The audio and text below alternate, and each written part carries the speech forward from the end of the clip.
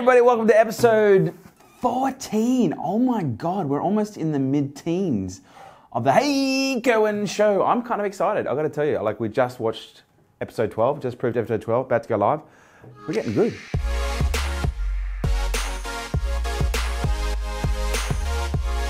Sean Milsey. Hey Kerwin, is there a point in time where you've learned everything you need to know? Oh my God. I can't even imagine the day I die thinking that I've learned everything I need to know. Like, I just look at learning. See, here's the challenge that you have with asking me this question. Like, I'm a growth addict. Like, I'm addicted to growth. I'm addicted to learning because the two are they're intrinsically linked. And so I don't think there's at any point I don't think you reach a point where you know everything. Because to me, and again, I like this because it draws on mastery. And mastery, I think mastery is a concept that a lot of people misunderstand, because they think you reach this point where you've learned everything you can and you're the very best at it and you've achieved mastery. But what's really interesting is when you look at the term mastery, especially around Eastern disciplines, martial arts and other forms of disciplines, mastery is understanding the beginner mind. Mastery is understanding the forever student, the student mind, and understand that you can never learn everything. And if you get to the point where you think you have, you will literally check out. Because one of the things that I've learned about learning is that when you think you've mastered something, when you think you've learned everything you can, you get bored and you check out. And that can be a real challenge for certain people if they're trying to achieve a level of mastery. They get to a point and think, well, I'm as good as what I can be, and then they check out, and then you find out that you're not. And that's why I think, whether it's sport or business, you should be constantly putting yourself in situations where you're around people that are better than you, sharper than you, smarter than you, have more experience than you, to constantly bring you back into check. Because there's always, we used to have this saying in the security game, there's always a bigger, better, badder fighter that you could come up against tomorrow. And so you've always got to prepare for that day, because you never know when it's going to happen. Because it's easy to get to a point where you think you've got all the skills that you need to do all the things that you can, and you might be getting everything that you want.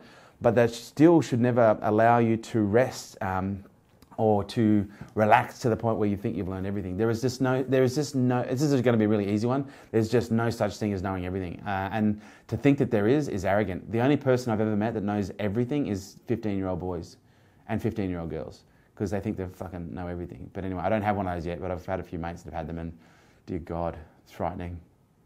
You will have one day. I will have a 15-year-old one day. In 11 years' time, I'll have a 15-year-old. I'll let you know how it goes. Are you excited for Noah's team? Oh my God, I'm excited for every day of Noah's life. Nice.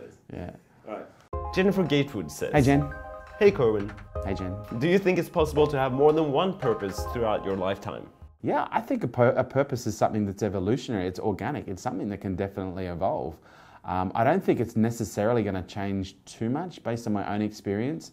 And based on the experience of those that I have studied. But that's not to say that it can't evolve, it can't morph. But I think that's like going to any organism that fundamentally has a predetermined purpose, and asking the question, will the purpose of that organism ever change? And it's, as far as I know, based on science, or biology, I think it's highly unlikely that any organism's purpose is going to change. Although, actually, when I think about it, certain organisms' purposes can change depending on the cycle of life that it is in. So, yeah, I think purposes can, because again, I'm always looking to nature. What does nature tell us to give us the indication of, necessarily, in some cases, what is true? But for me, based on my own experience, I think purpose is something that evolves. I haven't seen my purpose change too much. The people that I've observed, the people that I've studied that, have reached high levels of, success in different fields. And I'm not talking about financial success, I'm talking about a purity of success that comes from when you do what it is that you're here to do, when you are on purpose. But I think the danger of this question is, now I know where this is coming from. The danger of this question is allowing shiny objectitis to come in, and you're on purpose, but then all of a sudden this other shiny object comes up, and you go, oh, maybe I have two purposes, maybe I have three purposes. And my experience is the short answer is no. You don't have two purposes, you don't have three purposes. You typically have one purpose. You have your personal purpose, okay? But then if anything, there could be an extension of that, which will be then the commercialization of that. So for me, my purpose, and I discovered this, I feel very blessed that I discovered this relatively early, like my mid to late 20s, I discovered through the observation and the analysis of my life and just trying lots of different things, that I discovered that I was most happy, I was most healthy, I was most lit up when I helped people. And I could look back through my entire life and see exactly how those things align to give me the awareness that, oh yeah, that's what I love to do. That's when I'm most alive. That's when I'm most lit up, is when I'm helping people. But then I had to look at the commercial aspect. Like, well, how do I make helping people a business? How do I make helping people commercial? And by that point, I was already in business, thankfully. I'd already been doing business for a long time, thankfully. I already had a set of skills, thankfully. And I was like, okay, well, I like helping people in business. I help business owners. I help businesses. And so for me, it was a very easy, and it was, again, I've got my personal purpose here, and my business, the commercialization, my business purpose, it's like literally, there's like a razor slither of gap between my personal purpose and my business purpose, and the only difference being is there's a commercial framework around it, there's a commercial structure around it, and for me, the two go hand in hand. The challenge is when you've got this personal purpose over here, and your commercial purpose is over here, and it's going, in some cases, in the opposite direction. Now, that's not to say that you can't realign those purposes and bring them in greater alignment so that you can express what is it you love in the commercialization of whatever form you're in right now. And I've had this with a client, with one of my clients, Bruce. He's got a concrete grinding business. And he almost, shut the business down. It was already a relatively successful business. He was already making money. Already had team, talent, staff. It was already operating at a level of scale. But then he's like, I want to become a coach. I want to be a coach because I really love coaching people.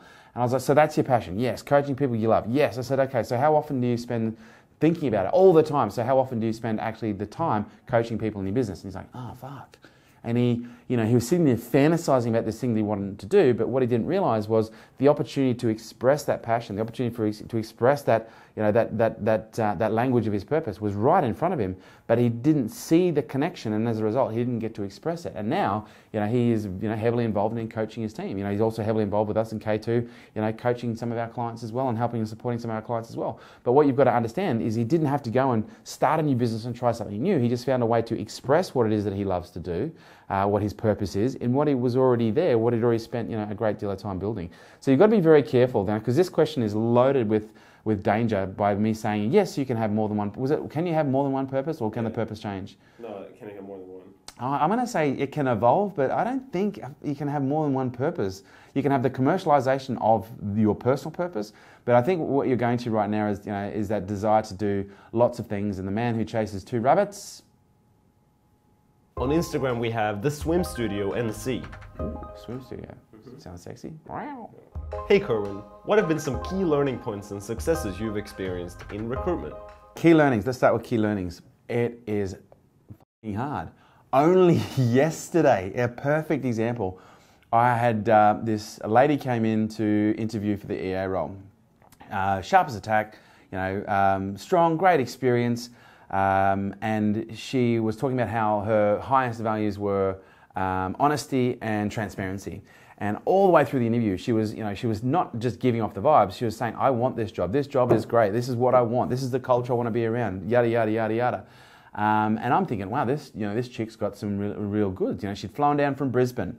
She'd really made a really strong impression. And then we got to the end of the interview, and I was like, okay, so how do you feel? I want this job. A scale of 1 to 10, where are you? She said 10. Actually, no, I'm an 11. And I was like, fantastic. So there's no concerns. No, nothing. No. Okay, fantastic. So she left.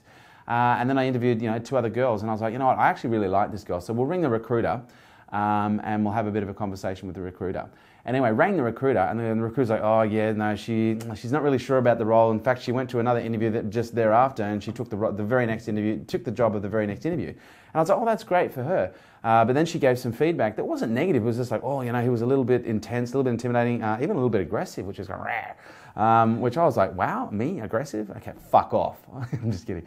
But what I found really interesting is that is the biggest challenge that we face. And I hope you're actually listening, because this is the biggest challenge that we as business owners actually face, is the challenge of real, genuine honesty. Actually being able to sit down with someone and have an honest interview and actually get them to tell you the truth. Because one of the things that I've learned, which is the biggest challenge with recruitment, is people lie literally like they're handing out fucking biscuits, like they're handing out lollipops. Like it's become so easy. They can lie on a piece of paper, they can lie to your face, but it's not until you get someone into business that you find out if they're actually telling the truth or not.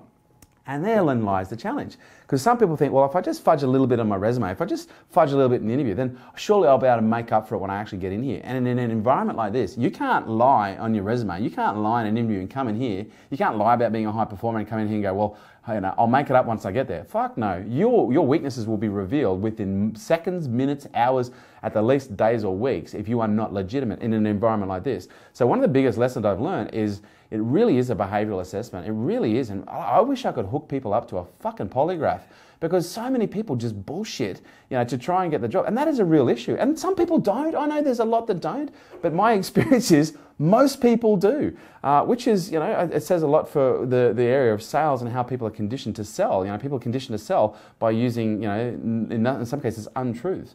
So the challenge that I have, the biggest one, is actually finding the right candidates. And so for us, we've got an extensive profiling process that we go through. So the lessons for us is, we don't just do skills assessment, we do behavioural assessment, we do values assessment, and most of this is going on, and the candidates have no idea, because we know how to interview for skills, we know how to interview for behaviours, we know how to interview for values, we know how to ask the questions and be aware of the observations, and that increases the probability of getting the right person, but it's still not 100% right. And so that therein lies to my second biggest lessons, is the importance of having a strong culture. Because if you don't have a really strong and set culture, you'll almost be open to hiring anyone, because you'll be attracted to their skills. For us, skills are literally the last part of the equation. Skills are important, that will get them in the door, but we're looking at values, we're looking at behaviours, we're looking at that cultural alignment, because it doesn't matter how skilled they are. The challenge you're going to have is if you get them in here, they're going to have the best skills. And I see this all the time. You've got this one team member who's the best, they're the highest performer, but the most toxic person in the fucking business. And that's a real challenge, because then for business owners, the challenge is, well, I've got this person, and again, most people, the second hardest thing in business, apart from selling for most people, because of the fear of rejection, is firing people. Why? Because of the fear of rejection. And for me, I have no issue firing people, but what I prefer to do is help people realize that they're not a fit, so that they can make the decision themselves to leave, so they actually leave feeling empowered, that I made the decision so I can leave. And I much prefer that, because it's actually can be for some people quite a psychological trauma to get fired from a job. So for me, I'm all about, and in some cases, if it's necessary, we will remove someone, especially if they're like high toxic and they haven't come to the conclusion that they don't fit. And that can sound a little, don't fit. Well, what are you saying? Are you discriminatory? Look, I don't know anyone that doesn't discriminate on some level, whether it comes down to their friends, their partners, or the people they hire. That's the whole point. You want to look for the things that you want and the things that you don't. Well, I don't want someone who's lazy. Oh, that's discrimination. I don't give a fuck what you call it. I'm looking for a certain set of traits. Okay, but I think we've got this mindset where by people tend to exaggerate labels given to people making choices based on what's the right fit for the business, and if they don't fit, they feel like there's something wrong with them. There's nothing wrong with you, just not right for us. When it comes to recruitment, what was the other part of the question? What's the successes you? The successes, gut. Always trust your gut. Always trust your gut, because whenever, and this has happened, oh my God, I just want to punch myself in the mouth right now. I want to kick myself in the balls, because there's been so many times where I've hired someone and my gut has said, I don't know, man. But the skills have gone, oh, they're amazing, they're awesome. And then literally, in some cases it's been the moment I walk into the office on their first day, I'm like, fuck. Literally, and they haven't done anything. I've just walked in and the gut's just gone, you idiot. And I'm pretty intuitive, and so I listen to that. And sometimes it takes a few days or a few weeks, and you start seeing little things like, ooh, I don't know, ooh, I don't know, ooh, I don't know.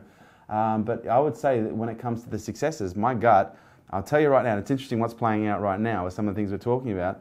My gut is, I would say, 99.9% accurate, and the 1.1% that it's not, it typically is. It's just going to take a while to prove that it actually was in the first place. Now, I know that may not necessarily help you as a recruitment strategy. Well, fuck, how do I trust my gut when I'm not even sure what my gut is telling me? Well, that's where you've got to become more self-aware. You've got to become more tuned into self. And this isn't just a recruitment strategy. This is a life strategy. Okay, this is a love strategy. This is a health strategy. This is a relationship strategy. The more tuned in you are with yourself, the easier it is for you to intuit and feel and go by instinct of what feels right, what feels wrong, and things you shouldn't do. So look, that's a short version. It may not be necessarily as practical as, well, step 1, do this, step 2, do this. But I'm telling you right now, recruitment, I have discovered, is one of the hardest things, but it's also one of the most rewarding things, because when you look at now, we've got 26 people in this team, and there's not one person in this team that I wouldn't take a fucking bullet for. There's not one person in this team that I wouldn't go out and have a beer with. There's not one person in this team that I don't look at and go, I have a genuine trust, respect, and a genuine care. I really care about these people because they are good people. And why do I find them? And again, why do we sometimes find people good and others bad? Because the ones that we find good, that we like, they're similar to us. They share common views, in some cases opposing views, but they approach it with a level of care and respect that enables you to really respect where they're coming from. And that's evident here all the time. Your culture is number one when it comes to recruitment. And if you're not clear on your culture, you'll hire anything. Nick Risk. Nick Risk. Ooh, risky Nick. Hey Kerwin, was there ever an initial struggle to take the plunge and put yourself out on social media? Oh my God, yes. Yes, 100%. Even now there are some, like it's less now, but yeah, like because what you gotta understand, like I come from being a pretty insecure person. One of the reasons that I've developed my psychology to the point that it is because I used to be incredibly insecure, incredibly anxious, incredibly lacking in confidence. Like I just, and again, I used to put on great fronts, but oh man, I just had so many issues. And so when it came to the social media, oh my God, it was wrought with what will people say, how will they feel? But then I just had to reflect on what am I here to do? Like what's the purpose? What's my mission? What am I here to do? And I just kept on focusing on the thing that moved me forward, not the thing that holds me back. Because if you focus on the thing that holds you back, then you probably won't move because that will expand. And if you're worried, because again, when you ask the question again, it's like, yeah, was there ever an initial struggle to take the plunge? Yeah, like we've got to understand that struggle is a consequence of perspective. Life is pain, suffering is optional, Buddha. And all he's talking about is perspective. Struggle's a perspective. And I happen to really like struggle. I'm in a stage in my life where I've learned to have a very good relationship with struggle. I've learned to have a very good relationship with pain. I've learned to have a very good relationship with failure and all things of a negative and positive consequence, because I understand that we have the ability to control whatever the things mean. And so for me, yes, I had a struggle to get onto social media, but my struggle was, what will people say? What will people think? And it was then re-emphasized because when we first launched the social experiment, it was interesting. There was a Mamma Mia article that came out about me where they did 24 hours in the life of Kerwin Rae. And you go and check it out on Mamma Mia, Kerwin Rae, and this article was just 24 hours with me. And I literally tamed it down. Like I wrote the article, first person, I talked about Matthias, called him chef at the time. It was such a wanky thing to say. That was the wankiest part of the article, me calling you chef. But it was just 24 hours with me. And oh man, I got fucking trashed. Go and check out the comments. No offense, Mamma Mia, but I got absolutely trashed. Everyone thought I was a Ricky Gervais character. I got called all these names. Some chick then took that article and created another article, is this Australia's biggest wanker? Just because I had a ridiculous work ethic. And I just, like at the time, there was part of it was like going, fuck, see, I told you, blah, blah, blah. You knew this would happen. You're not good enough, everything else. And the other part of it was like, this is actually really quite entertaining. Like, because first of all, I got compared to Ricky Gervais like 12, maybe somewhere between 8 to 12 times. And I was like, that man's a god. Like just to be compared, like the people like, is this actually for real? Like, is this satire? And so that actually, I looked at the positive. Well, I've got a great writing style. People love my writing style. People love my personality, my character. It reminds them of successful, funny people. And the other side was there as well. And I was aware of both sides. But I did have that feeling of, but I just didn't let it drive me because my relationship with failure was just learn the lesson and move forward. So yeah, I did struggle with it, but the struggle doesn't... See, the difference between me and other people and successful people in life, love, business, whatever, and other people is I don't let struggle hold me back. I like the struggle because I like to lift heavy things. I like to do things that are hard. That's the struggle. The struggle makes you stronger. And if you have a good relationship with struggle, you won't look at it and go, oh my God, it's a struggle, I won't do it. It's painful. You'll go, oh, that's a struggle? Fuck, let's eat that shit alive. Struggle. It's amazing. It makes you strong. That's the end of the episode. Ladies and gentlemen, that was episode 14. That's 4 plus 10 is 14 of the Hey Kerwin Show. Question of the day. Have you ever misrepresented yourself in a resume, a CV, or in an interview? I'm curious to know, have you ever done it and why? Because what you've got to understand, when you do that to a business owner, you're putting massive risk on them, okay, and you're also putting massive risk on you. But also, second question, have you ever had the situation where someone has misrepresented themselves in their CV or an interview and hasn't been completely open and transparent and you found out the hard way? Want to know your experience? Let me know below. Hashtag Hey Kerwin, Twitter, Instagram, Facebook, YouTube, Snapchat. We're all over it. Hey Kerwin, see you next time.